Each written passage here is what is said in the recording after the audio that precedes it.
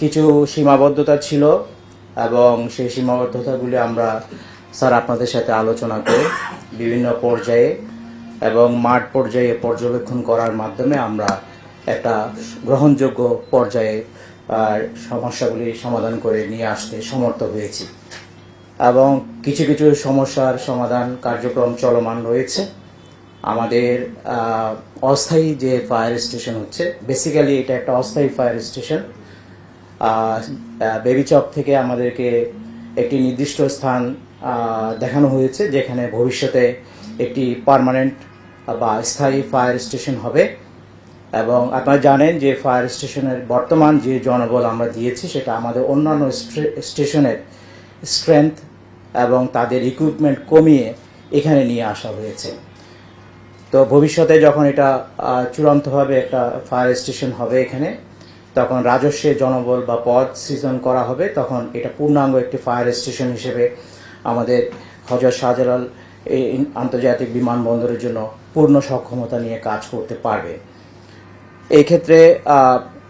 যথাযথ স্থান প্রদান এবং পূর্ণাঙ্গ সহযোগিতা আমরা বেবিচকের কাছ থেকে আশা করছি এবং আমরা সব পর্যায়ে বেবিচককে অত্যন্ত সহযোগী ভূমিকায় পেয়েছি। আমরা আশা করি স্যার ভবিষ্যতে এভাবে থাকবে, যাতে এটা একটা পূর্ণাঙ্গ ফায়ার স্টেশন খুব দ্রুত পরিণত করা যায় এবং রাজস্বের পদগুলি সৃষ্টি করে আপনাদের সক্ষমতা বৃদ্ধিতে আমরা একটা কার্যকরী ভূমিকা রাখতে পারি। এই অতদের বিষয়ে আমাদের মাননীয় স্বরাষ্ট্র মন্ত্রণালয়ের মন্ত্রী মহোদয়ের সাথে আমাদের দীর্ঘ আলাপ হয়েছে, আলোচনা হয়েছে এবং এই বিষয়ে ওনাকেও আমরা অবগত করেছি। তা আমরা আশা করব আমাদের সমন্বিত একটা প্রচেষ্টা, আমরা চাই আমাদের আন্তর্জাতিক বিমানবন্দর সুরক্ষিত হোক এবং ফায়ারের ঝুঁকি থেকে যতটুকু নিরাপত্তা নিশ্চিত করা সম্ভব হয় সেই ক্ষেত্রে আমরা যেন সকলে মিলে কাজ করতে পারি। আমরা একটা বিষয় একটু উল্লেখ করতে চাই, সেটা হলো ফায়ার সার্ভিস এবং সিভিল ডিফেন্সের কর্মীরা বিশেষ করে স্ট্রাকচারাল ফায়ার ফাইটিংয়ের জন্য প্রশিক্ষিত, বাট তারা যখন এখানে মোতায়েন হবে তারা একটা নতুন সিনারিওতে এক্সপোজড হবে, সেটা হলো এয়ারক্রাফটের আগুন নিভানোর বিষয়গুলি।